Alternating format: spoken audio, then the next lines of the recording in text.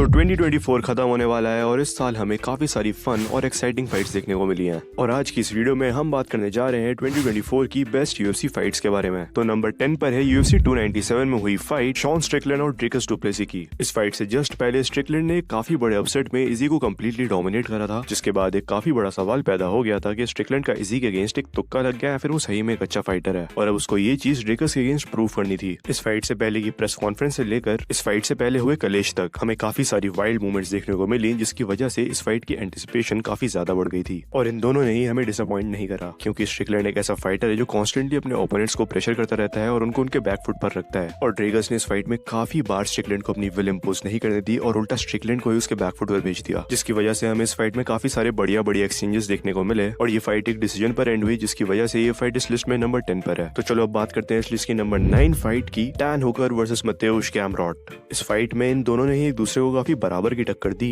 और हमें काफी सारे वाइल्ड स्ट्राइकिंग एक्सचेंजेस देखने को मिले। ये फाइट एक काफी अच्छा स्ट्राइकर वर्सेस ग्रैपलर मैचअप थी और डैन हुकर के करियर का एक काफी बड़ा कमबैक। और कमबैक से याद आया हमारी इस लिस्ट की number 8 fight, Dustin Poirier versus Benoit Saint Denis. इस फाइट से जस्ट पहले जस्टिन गेची ने डस्टिन पोरिये को नॉकआउट करा था और सबको लग रहा था कि इट्स ओवर फॉर डस्टिन। और इस फाइट के पहले राउंड में भी बेनोआ काफी अच्छे से डस्टिन को डोमिनेट कर रहा था, लेकिन शायद हम लोग ये भूल गए थे कि डायमंड्स तो बनते ही प्रेशर के अंदर हैं और हजारों गिलिटिन जंप करने के बाद डस्टिन ने बेनोआ सेंट डेनिस को एक काफी ज्यादा स्पेक्टेकुलर फैशन में नॉकआउट करा। और स्पेक्टेकुलर से याद आया हमारी लिस्ट की number 7 fight, Michael Chandler versus Charles Oliveira.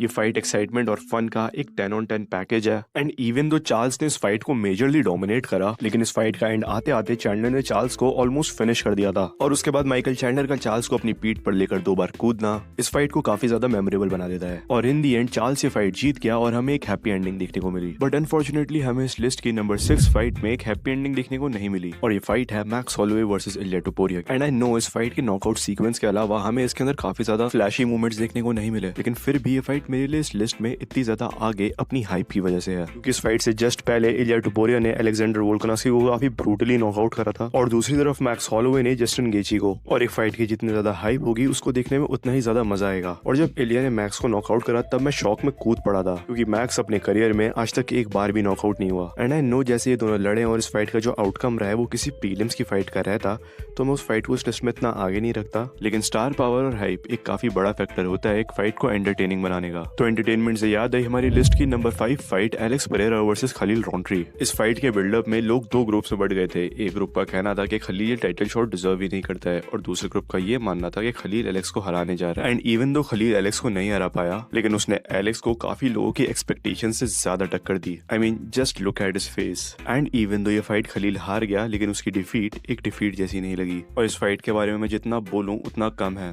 तो चलो बात करते हैं एक ऐसी फाइट की जिसके बारे में कोई बात ही नहीं कर रहा। तो हमारी लिस्ट पर नंबर 4 पर है ओरेल बाय वर्सेस मत्तेउश रेम्बेत्स्की। इस फाइट के साथ जो मुझे एक लौती प्रॉब्लम लगी कि ये दोनों ही फाइटर्स यूएफसी के अंदर अभी इतने बड़े सुपरस्टार्स नहीं है, क्योंकि अगर इन दोनों फाइटर्स का यूएफसी में बहुत बड़ा नाम होता और फिर ये ऐसे लड़ते जैसे लड़े हैं, आई थिंक ये फाइट ऑफ द ईयर हो सकती थी। आई मीन अगर तुमने अभी तक ये फाइट नहीं देखी है तो बस एक बार ओरेल बाय की शक्ल देखो। इन दोनों ही फाइटर्स ने अपना 1000% दे दिया था ये फाइट जीतने में और इस चीज की वजह से इस फाइट में बहुत ज्यादा मजा आया। तो अगर अभी तक तुमने ये फाइट नहीं देखी है so do not forget to check it out. तो हमारी लिस्ट पर नंबर 3 पर है, चलो एक हिंट देता हूँ,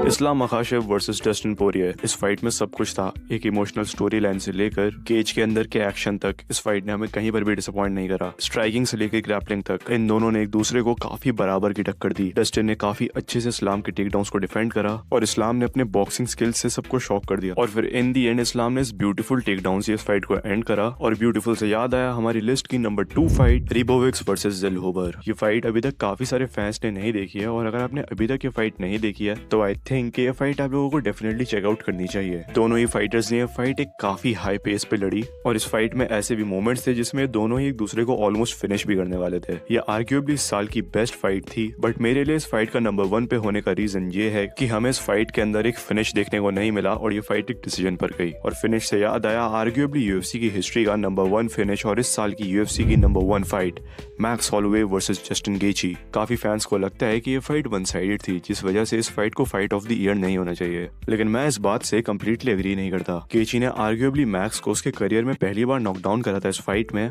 और इस फाइट के पूरे टाइम रिस्क था मैक्स के नॉकआउट होने का, क्योंकि वो एक वेट डिवीजन ऊपर फाइट कर रहा था, वो भी जस्टिन गेची जैसे पावरफुल पंचर से। और इस फाइट के लास्ट 10 सेकंड्स की मैं जितनी तारीफ करूं उतनी कम है। तो आपका ओपिनियन मेरे ओपिनियन से कम्प्लीटली डिफरेंट हो सकता है, एंड इट्स कम्प्लीटली ओके। तो अपनी टॉप 10 लिस्ट कमेंट करना मत भूलना। लाइक और सब्सक्राइब बटन को सबमिट करो या फिर पंच मारो, मुझे नहीं पता, क्लिक हो जाना चाहिए। Thank you for watching and a happy new year.